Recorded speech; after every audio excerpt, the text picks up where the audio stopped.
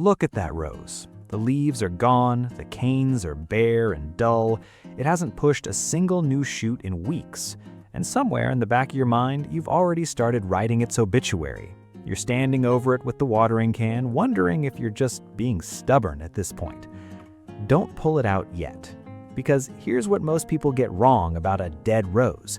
A rose that looks finished and a rose that is finished are two completely different plants. Roses are tough in a way that almost feels unfair. They drop their leaves, stop blooming, and play dead through stress, heat, transplant shock, or plain old neglect. And then, the moment they get the right signal underground, they come roaring back like nothing ever happened. That signal is food, the right kind delivered the right way. In the next few minutes, I'm going to give you 5 natural fertilizers, most of them already sitting in your kitchen or your yard right now, that wake a struggling rose up fast. Not in 3 months. We're talking new green at the base in days, not seasons. A couple of these are the quiet secrets serious rose growers use and almost never talk about. And before we get to any of them, I'm going to show you a 10-second test that tells you for certain whether your rose is worth saving, so you never waste your effort on a plant that's already gone. Stick with me to the end, because the 5th one is the one that does something none of the others can do, and it's the cheapest of them all. Let's revive it. First, the 10-second test. Before you feed anything, you need to know there's still life in there. This is the step everyone skips, and it's the reason people give up on roses that would have come back on their own. Take your fingernail or a clean knife and gently scratch a small line in the bark of one of the main canes, starting near the base of the plant. You're only going through the very top layer. Look at what you uncover. If the tissue underneath is green and a little moist, that cane is alive. Your rose is dormant or stressed, not dead, and everything I'm about to show you will work on it. If the scratch reveals brown, dry, papery tissue all the way down every cane you test, that wood is gone. Start your test high on the cane and work your way down toward the base. Very often the tips are dead, but the lower third, closer to the roots, is still green and waiting. That green zone is your starting line. Found green? Good. Now prune away everything above the highest green point with clean, sharp cutters, cutting on a slight angle. You're not killing the plant. You're telling it to stop wasting energy on dead wood and redirect everything into recovery. A rose that isn't carrying dead weight responds to feeding twice as fast. Now it's ready to eat. Here's what to give it. Number 1, banana peel ferment for an instant potassium hit. You've heard people say to bury a banana peel next to a rose. Forget that. A whole peel sitting in the soil takes weeks to break down, and your rose needs help now. We're going to do it the fast way. Take 2 or 3 banana peels, chop them up small, and drop them into a jar with about 1 liter of water. Let that sit for 2 to 3 days in a warm spot, then strain the liquid out. What you've got now is a potassium-rich tea that the roots can absorb almost immediately, because the nutrients are already dissolved and ready, no waiting for decomposition. Why potassium? Because potassium is the nutrient that governs flowering and overall vigor. It's what tells a recovering rose you're strong enough to bloom again. A stressed plant pours its energy into survival and shuts down flower production. Flood it with available potassium and you flip that switch back on. Pour the strained tea around the base of the plant into damp soil, and within a few days you'll often see the plant firm up and the first bud eyes start to swell. Use this once a week while your rose is recovering. It's free, it works, and it's far faster than the buried peel trick everyone keeps repeating. Quick one, if you actually want a step-by-step guide to revive your plant and even make it bloom, I put every fix into one cheat sheet. You get everything in my Plant Fix and Bloom cheat sheet. It's the first link in the description. Let's continue. Number 2, alfalfa tea, the rose grower's best-kept secret. This is the one almost nobody outside of serious rose circles talks about, and once you try it, you'll wonder how you ever gardened without it. Alfalfa, the same dried alfalfa sold as animal feed or as pellets in the garden store, contains a natural compound called triacontanol. That's a plant growth stimulant, not a fertilizer in the usual sense, but a genuine biological trigger that pushes a plant to put out new shoots and stronger growth.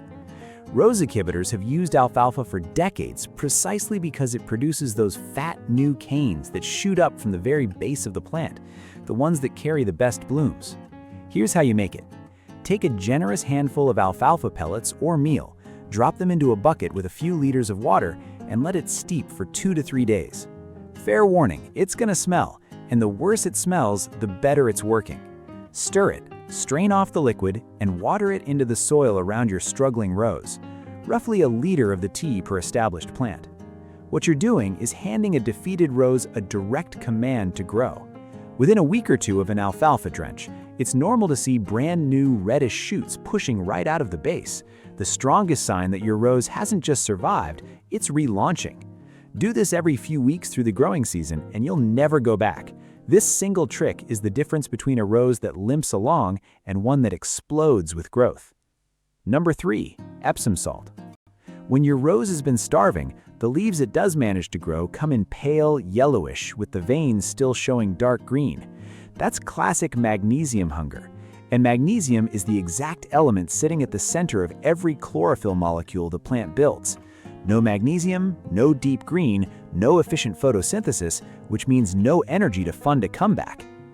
Epsom salt is magnesium sulfate, and it fixes this fast, especially when you apply it as a foliar spray.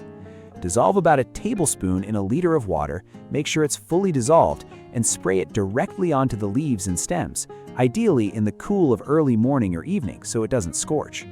Leaves absorb magnesium through their surface far faster than roots pull it up through the soil. So when you need a quick rescue, you spray, you don't just sprinkle. 2 things happen.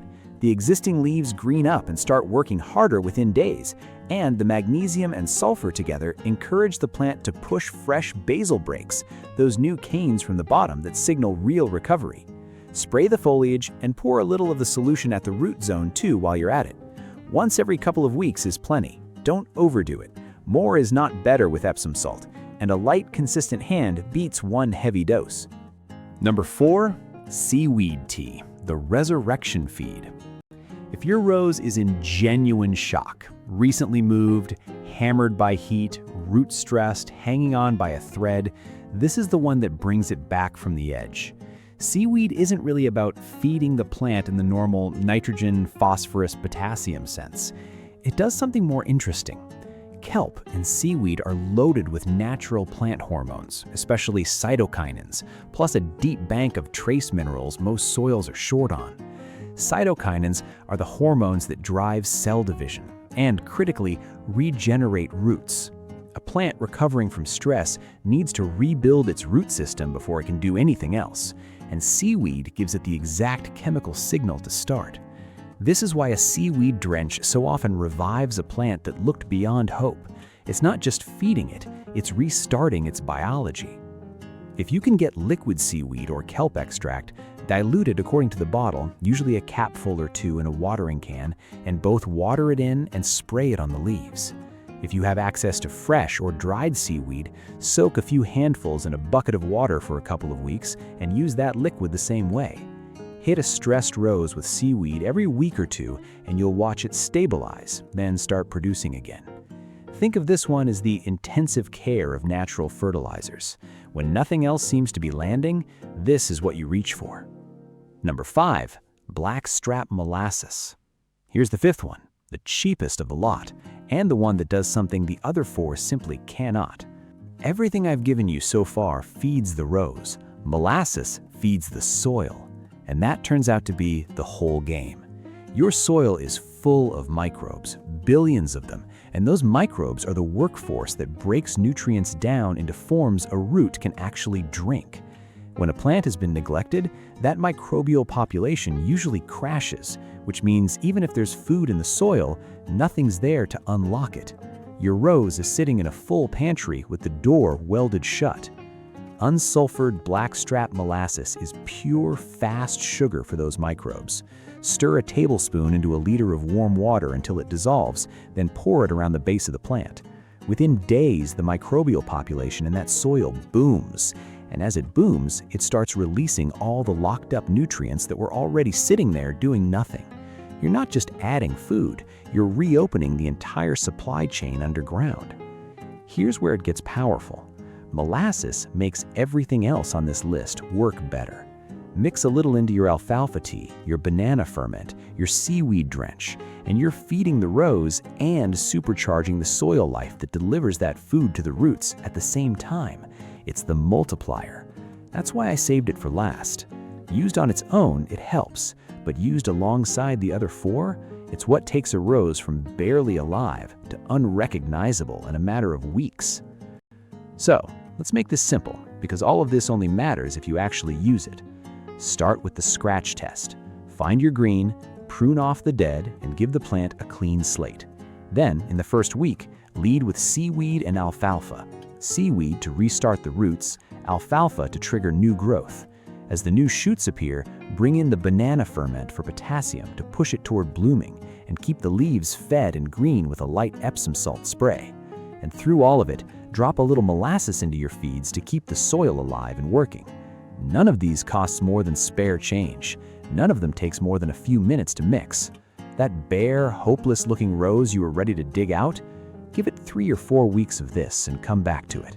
The transformation honestly doesn't look real. That's the whole idea behind this channel. Revive it first, then make it bloom. If this helped you look at that struggling rose a little differently, do me one favor. Go subscribe so the next rescue lands in your feed, and drop a comment telling me which one of these 5 you're trying first. I read them, and I want to know how your rose responds. Now, go give that plant a second chance. It's not done yet, and neither are you.